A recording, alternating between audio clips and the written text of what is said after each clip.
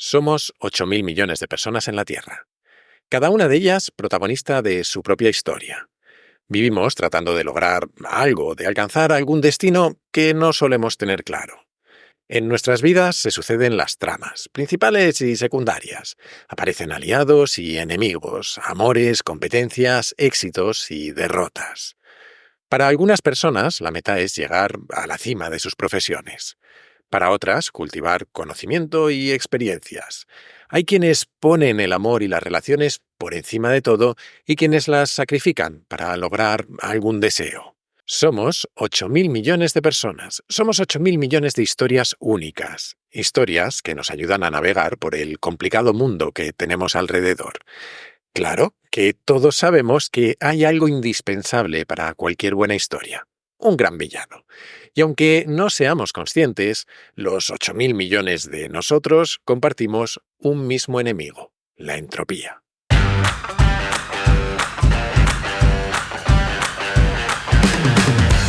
Soy Jaime Rodríguez de Santiago y esto es Kaizen, el podcast para mentes inquietas en el que te acerco a personas, a ideas y a técnicas fascinantes de las que aprender cada día.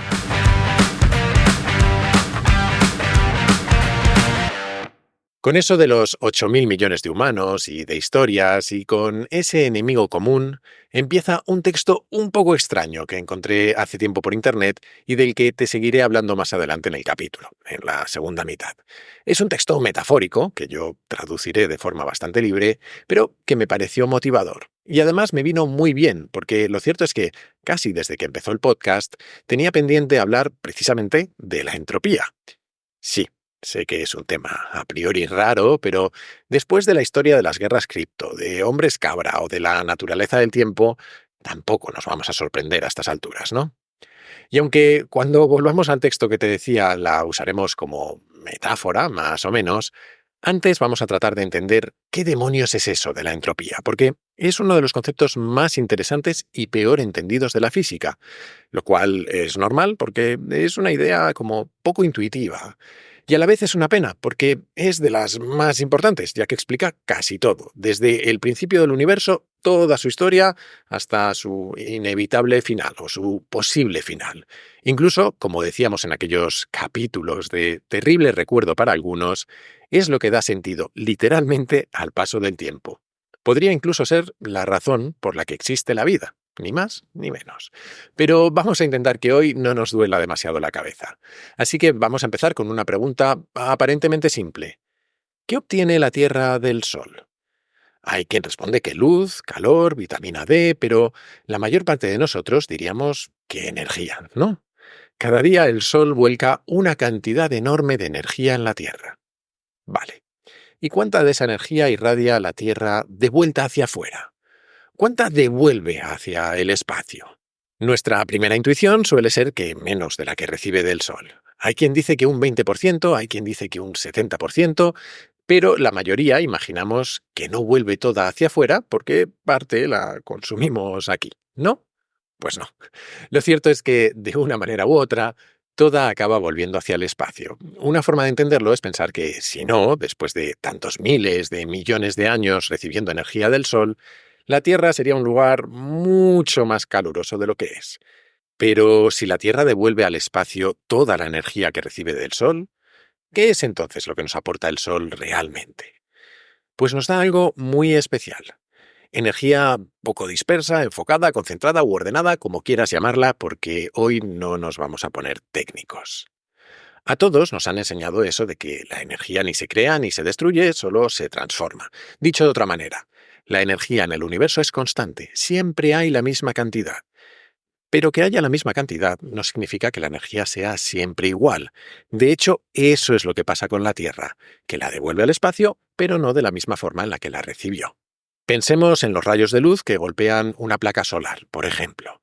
Lo que capta la placa son fotones con alta energía y convierte parte de esa energía en electricidad. He dicho parte porque otra parte se transforma en calor. La placa se calienta e irradia en todas las direcciones, incluido el espacio exterior, claro. Y si pensamos en la parte que se transforma en electricidad, esa también va dispersándose a medida que se irradia también en forma de calor, por ejemplo, al recorrer los cables o al alimentar nuestra vitrocerámica, o de luz, al encender nuestras bombillas. Y esto que sucede con las placas solares, sucede con todo en la Tierra y en el universo. La fotosíntesis que hacen las plantas es algo muy parecido a las placas solares. Capturan parte de la energía que reciben del sol y la convierten en materia orgánica, pero otra parte de esa energía se dispersa. Cuando un animal se come una planta, usa la energía que almacenaba para hacer distintos trabajos: crecer, moverse, pensar, digerir, y por el camino se dispersa otra parte. Y así con todo lo que quieras imaginar: el agua que se evapora, se condensa y cae en forma de lluvia, la lava que expulsan los volcanes o, precisamente, la energía que emite el Sol en su proceso de fusión nuclear. De una forma u otra, lo que sucede siempre es lo mismo. La energía se va transformando de un tipo a otro y por el camino se va dispersando, va adoptando formas en las que es menos usable, podríamos decir. Esa sería una manera de entender la entropía, como una magnitud que aumenta a medida que la energía dentro de un sistema pasa de formas más concentradas a formas más dispersas. Y esto tiene más importancia de la que parece, porque implica que el universo evoluciona en una única dirección, la de que la energía se distribuya cada vez más uniformemente. De hecho, una de las posibles muertes del universo sería precisamente esa, cuando se llegara a un punto en el que toda la energía se ha distribuido uniformemente. Pero eso es para otro día. Porque otra de las maneras de las que se suele explicar la entropía es como una medida del desorden. Y se suele decir que el mejor ejemplo es una casa. Si no ponemos cuidado y esfuerzo continuo, cada vez está más sucia y desorganizada. Y ni te cuento si tienes un bebé.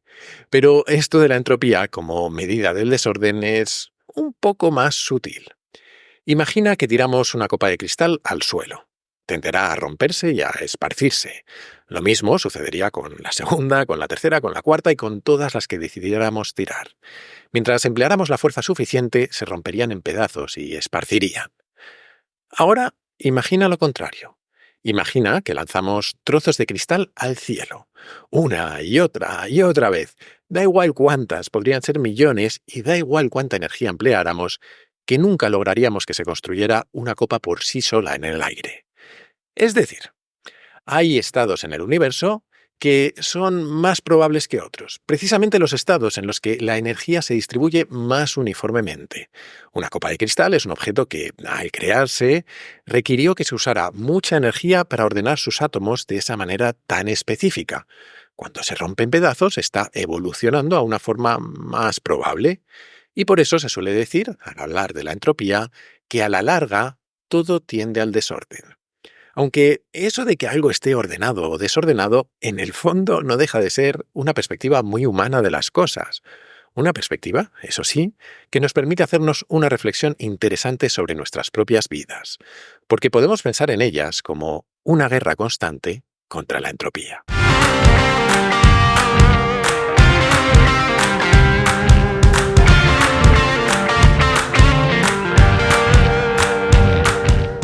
Volvamos a ese extraño texto que te comentaba que encontré por internet. Volvamos a esa idea de las historias, por un momento. Y vamos a usar la entropía como una metáfora, así que no te tomes todo lo que voy a decir al pie de la letra, ni mucho menos.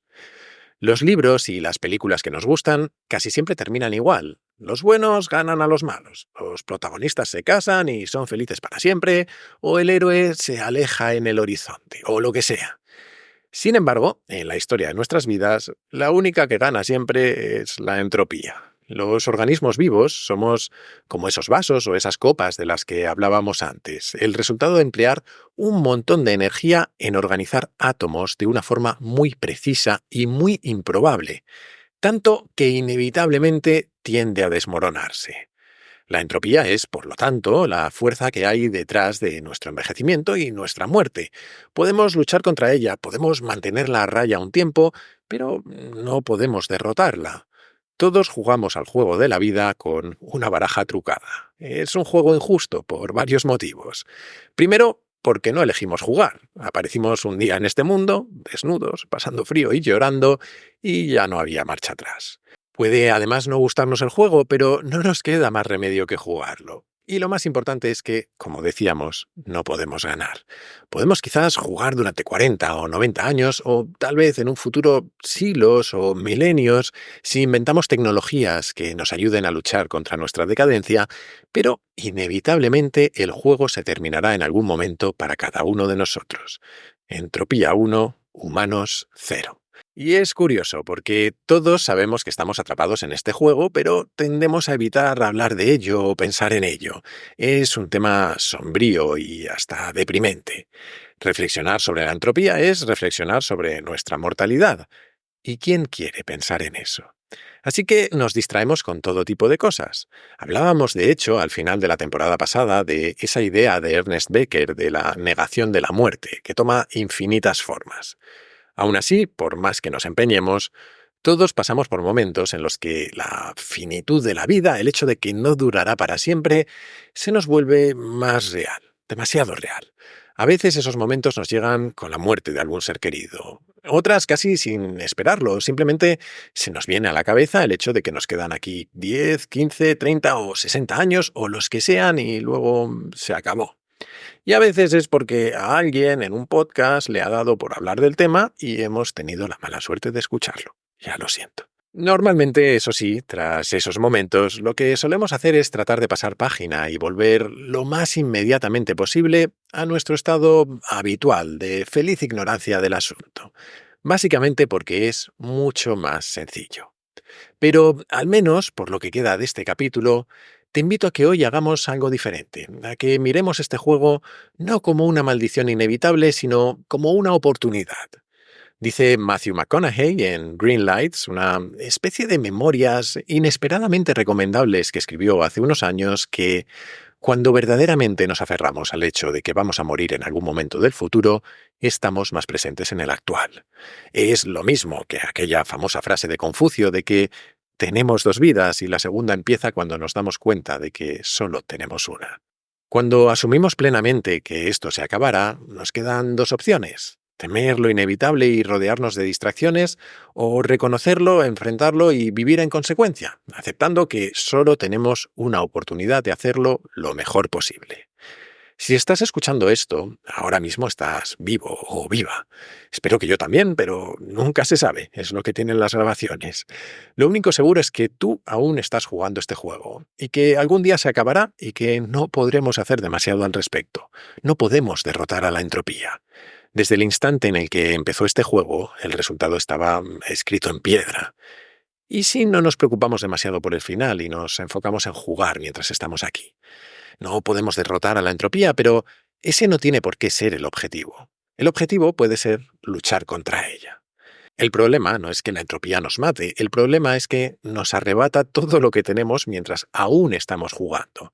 La entropía no es un momento singular que separa la vida de la muerte, es un proceso que se disfraza de infinitas maneras. Es la procrastinación, la envidia, la apatía y el malestar. Es lo opuesto de la emoción, la oportunidad, el optimismo y el esfuerzo. Es lo contrario del progreso. Los avances sociales, tecnológicos o económicos del mundo han sido siempre el resultado de luchar contra la entropía. Un pueblo, una ciudad, un país, nuestra civilización entera es un desafío constante a la entropía, un ejercicio continuo de aplicar energía para crear y construir lo nuevo y mantener lo que queremos preservar. Pero la lucha contra la entropía no está reservada solo a las grandes hazañas. Es una parte necesaria de nuestro día a día. La entropía degrada nuestro cuerpo si no lo entrenamos, arruina matrimonios y amistades si no las cuidamos, nos embota la mente si dejamos de usarla. Hace que nuestra vida pase de ser la emocionante aventura de nuestra infancia a la tediosa rutina de la vida adulta si nos acomodamos demasiado. Luchas contra la entropía cuando reconectas con amistades perdidas o cuando reparas el daño que has hecho a otras personas. Lo haces cuando empujas tu cuerpo y tu mente, cuando entrenas, cuando aprendes, cuando te esfuerzas, cuando construyes nuevas conexiones con personas o con sitios que antes desconocías. Lo haces cuando creas, cuando dibujas, pintas, tocas instrumentos, escribes o diseñas edificios o programas, cuando compartes tus pensamientos con el mundo. Y lo haces también cuando llevas a tu hija a la guardería por primera vez en su vida y te tiras una semana con las ojeras que tengo yo hoy. Ahí también estás luchando contra la entropía. La entropía crece ante nuestra pasividad y retrocede frente a nuestra actividad. Cualquier esfuerzo que mejora tu vida de alguna manera es una batalla contra la entropía. Y esos esfuerzos son incómodos por algo. Lo son porque esa voz en tu cabeza, esa que te dice ¿por qué no lo dejas para mañana? Esa es la entropía. Dice Jack Rains, el autor de ese texto que he adaptado libremente para leerte, que hace un par de años todas esas dudas existenciales que nos carcomen mientras tratamos de comprender el mundo y nuestro lugar en él, se le hicieron demasiado pesadas. Por primera vez se volvió realmente consciente de que la arena de su reloj se iba agotando. Y eso le afectó profundamente, como nos puede pasar a todos. Se sintió perdido, tal vez desesperanzado, quizás confundido o alguna combinación de todo ello. Y se pasó semanas tratando de ignorar esos pensamientos, intentando sacárselos de la cabeza con cualquier otra cosa, pero una vez que algo llega a lo más profundo de nosotros, hasta el punto de cambiar para siempre la forma en la que miramos el mundo, no hay vuelta atrás. Así que dice que un día dejó de huir de su problema y decidió afrontarlo de cara. Y desde entonces tiene un recordatorio programado en su teléfono que se ilumina cada mañana recordándole una frase simple, pero que me parece realmente inspiradora. Lucha contra la entropía.